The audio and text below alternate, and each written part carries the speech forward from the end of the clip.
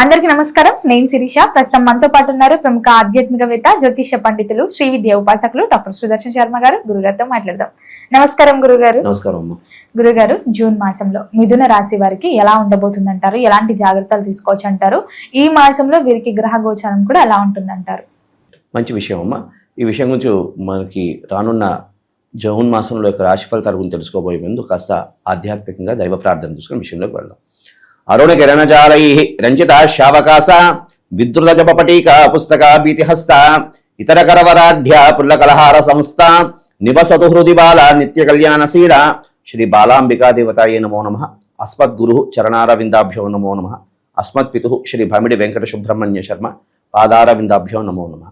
ప్రధానంగా ఈ యొక్క మిథున రాశి వారి యొక్క జూన్ మాసంలో మిథున రాశి వారి యొక్క రాశి ఫలితాలు తెలుసుకోబోయే ముందు ఏ నక్షత్రం వారు ఈ యొక్క మిథున రాశిలోకి వర్తిస్తారనే విషయం తెలుసుకుందాం అమ్మ.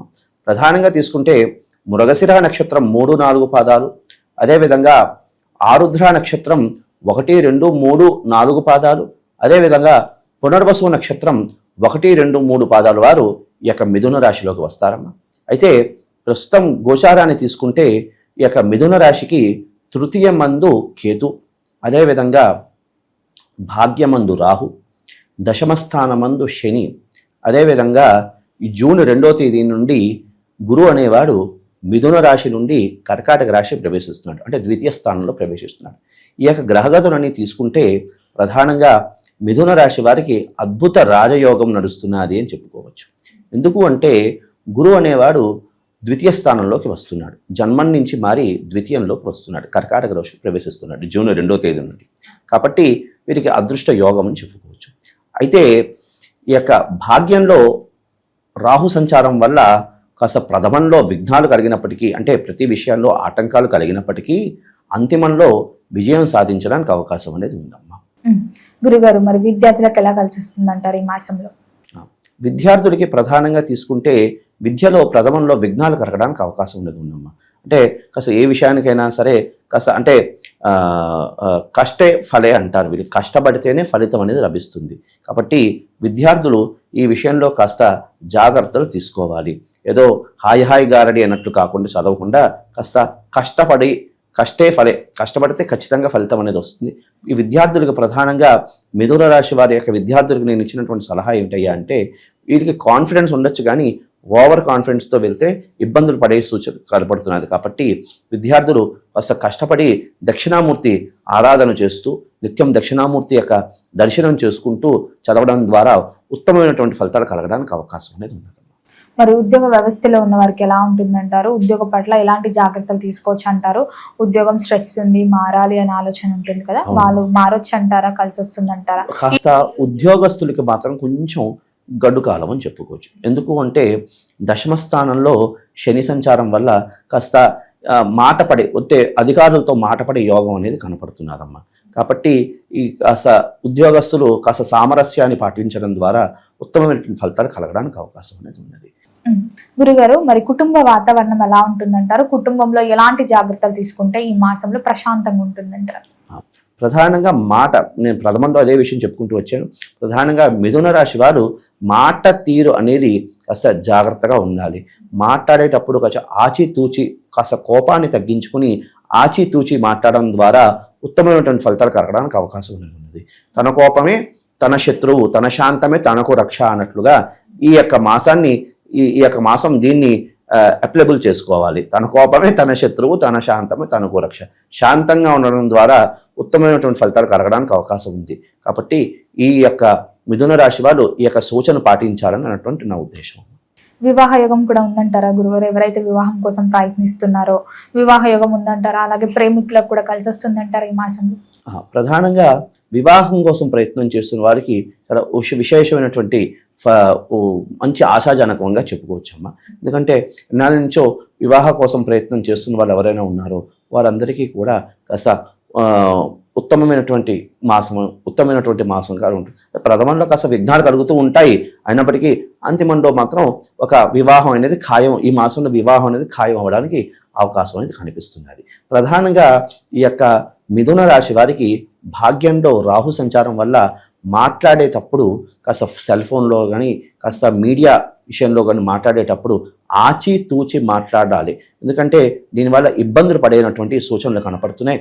ప్రధానంగా ఈ మిథున రాశిలో రాజకీయంలో ఉన్నటువంటి వాళ్ళు, అదేవిధంగా కాస్త సమాజంలో కాస్త గౌరవ దీంతో బతుకుతున్న వాళ్ళు, వీరందరూ కూడా మాట్లాడేటప్పుడు కాస్త ఆచితూచి మాట్లాడడం ద్వారా ఇబ్బందుల నుండి బయటపడడానికి అవకాశం అనేది ఉన్నది. మరి ఎవరికైతే సంతానం లేదు, సంతాన యోగం కూడా ఉందంటారా? సంతానం ఆ విషయంలో ఈ యొక్క మాసం చాలా ఉత్తమమైనటువంటి మాసంగా చెప్పుకోవచ్చు. కాస్త ప్రయత్నం చేస్తే, ప్రయత్నం చేస్తే ఉత్తమమైనటువంటి ఫలితాలు కలగడానికి అవకాశం అనేది ఉన్నది. ప్రధానంగా వివాహ ప్రయత్నాలు సిద్ధించడానికి అవకాశం అనేది ఉన్నది. అదే కాకుండా గృహయోగం, ప్రతి మనిషి కూడా గృహం అనేది సొంతింటి కళ అనేది ఒకటి ఉంటుంది. కాబట్టి సొంతింటి కళ అనేది ఈ యొక్క మాసాన్ని ప్రథమంలో అంకురార్పణ చేసుకోవడం ద్వారా, అంటే ప్లానింగ్స్ చేసుకోవడం ద్వారా అంతిమంలో సొంతింటి కళని నెరవేర్చుకునే యోగం అనేది కనపడుతుంది. మరి ఈ మాసంలో వీరికి ఆరోగ్యపరంగా ఎలా ఉంటుందంటారు? ఏదైనా జాగ్రత్తలు తీసుకోవచ్చు అంటారా ఆరోగ్యపరంగా? ప్రధానంగా ఆరోగ్య విషయంలో కూడా కాస్త జాగ్రత్తలు తీసుకోవాలి. ఎందుకంటే కొంచెం ఈ యొక్క రాహు సంచారం, అదేవిధంగా కేతు సంచారం ద్వారా అసలు ఎలర్జీ, శరీరంలో స్కిన్ సంబంధమైనటువంటి ఎలర్జీ, అదేవిధంగా ఉదర సంబంధమైనటువంటి ఇబ్బందులు కలగడానికి అవకాశం అనేది ఉన్నది. కాస్త వీటికి సంబంధించినటువంటి జాగ్రత్తలు తీసుకోవడం ద్వారా ఉత్తమమైనటువంటి ఫలితాలు కలగడానికి అవకాశం. మరి గురుగారు, ఈ మాసంలో ఎవరైతే పెట్టుబడులు పెట్టాలి, కొత్తగా వ్యాపారం స్టార్ట్ చేయాలి అనే ఆలోచన ఉన్న వారికి ఈ మాసంలో మరి గురుగ్రహ సంచారం కూడా ఉంది కదా, ఎలా కలిసి వస్తుంది అంటారు? ఈ పెట్టుబడులు కూడా పెట్టొచ్చా? ఈ యొక్క మాసాన్ని కాస్త దాటి వేస్తే, అంటే ఆలోచనలన్నీ రాసుకుని రానున్న మాసాలను ప్లానింగ్ చేయడం ద్వారా ఉత్తమమైనటువంటి ఫలితాలు కలగడానికి అవకాశం అనేది ఉంది. మరి వీళ్ళకి ఏ రుద్రాక్ష బాగుంటుందంటారు? ప్రధానంగా మిథున రాశి వారు ప్రస్తుత గోచారాన్ని అనుకోండి, వారి యొక్క రాశి పరంగా తీసుకున్న వీరు చతుర్ముఖి రుద్రాక్ష ధరించడం ద్వారా ఉత్తమమైనటువంటి ఫలితాలు కలగడానికి అవకాశం ఉన్నది. వీరికి లైఫ్ లాంగ్ కూడా చతుర్ముఖి రుద్రాక్ష ధరించడం ద్వారా ఉత్తమమైనటువంటి ఫలితాలు కలగడానికి అవకాశం ఉంది. ప్రధానంగా విద్యార్థులు ఈ యొక్క రుద్రాక్ష ధరించడం ద్వారా జ్ఞాపక శక్తి పెరగడం, తద్వారా కాస్త మనం కష్టపడడం, అదేవిధంగా దైవానుగ్రహం కూడా ఉండాలి. మన కష్టం ఒకటే కాకుండా దైవానుగ్రహం కూడా ఉండాలి. కాబట్టి ఇది ధరించడం ద్వారా ఇంకా ఉత్తమమైనటువంటి ఫలితాలు కలగడానికి అవకాశం ఉన్నది. విద్యార్థులనే కాదు, మిథున రాశి వారు చతుర్ముఖి రుద్రాక్ష ధరించడం ద్వారా ఉత్తమమైనటువంటి ఫలితాలు కలగడానికి అవకాశం అనేది ఉన్నది.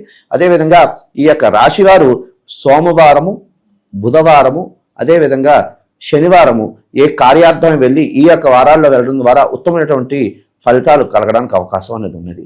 వీరు ధరించవలసినటువంటి రంగు ప్రధానంగా ఆకుపచ్చ, అదేవిధంగా తెలుపు, అదేవిధంగా సిమెంట్ కలర్, యాష్ కలర్ అంటారు. ఇది ధరించడం ద్వారా వీరికి ఉత్తమమైనటువంటి ఫలితాలు కలగడానికి అవకాశం అనేది ఉంది. మరి ఈ మాసంలో వీరికి ఎలాంటి పరిహారాలు చేసుకోవచ్చు అంటారు? ఏ దైవారాధన కూడా బాగుంటుంది అంటారు? ప్రధానంగా ఈ యొక్క మిథున రాశి వారు ప్రధానంగా తీసుకుంటే గణపతికి సంబంధించి ప్రధానంగా గణేష హవనం చేసుకోవడం ద్వారా ఉత్తమమైనటువంటి ఆసక్తి ఉన్న వాళ్ళు గకార గణపతి అష్టోత్తరంతో గణపతి హవనం చేసుకోవడం ద్వారా ఉత్తమమైనటువంటి ఫలితాలు కలగడానికి అవకాశం అనేది ఉన్నది. అదేవిధంగా వీరు మాస శివరాత్రి రోజు కాస్త ప్రాతకాలం అంతా ఉపవసించి కాస్త ఆ రోజు శివార్చన, లేదు అంటే శివుడికి విశేషంగా లింగార్చన చేసుకోవడం ద్వారా ఉత్తమమైనటువంటి ఫలితాలు కలగడానికి అవకాశం ఉంది. శక్తి లేని వాళ్ళు శివరాత్రి అంటే ఆరోగ్యరీత్యా కూడా ఉపవాసించాలంటే కష్టం కదమ్మా.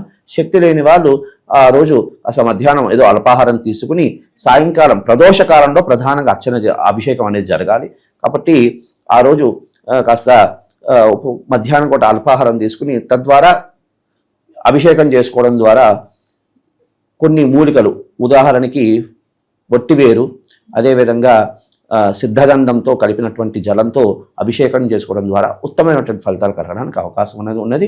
ఇంకోటి ఈ యొక్క మిథున రాశి వారు ప్రతి శనివారం నవధాన్యాలు ధునిలో వేయడం ద్వారా ఉత్తమమైనటువంటి ఫలితాలు కలగడానికి కూడా అవకాశం. ప్రధానంగా ఈ యొక్క మిథున రాశి వారు శక్తి ఉన్న వాళ్ళు గణపతి హవనం చేసుకోవడం, శక్తి లేని వారు ఈ విధంగా కూడా దాన్ని ఏమంటారు, ఈ అగ్నిలో ఈ యొక్క నవధాన్యాలు సమర్పణ చేయడం ద్వారా ఉత్తమమైనటువంటి ఫలితాలు కలగడానికి అవకాశం. గురుగారు, మొత్తం మీదే మాసంలో మిథున రాశి వారికి ఎలా ఉంది, ఎలాంటి జాగ్రత్తలు తీసుకోవాలి, ఎలాంటి పరిహారాలు చేసుకోవాలో తెలియజేసినందుకు ధన్యవాదాలు. శుభమస్తు అమ్మ.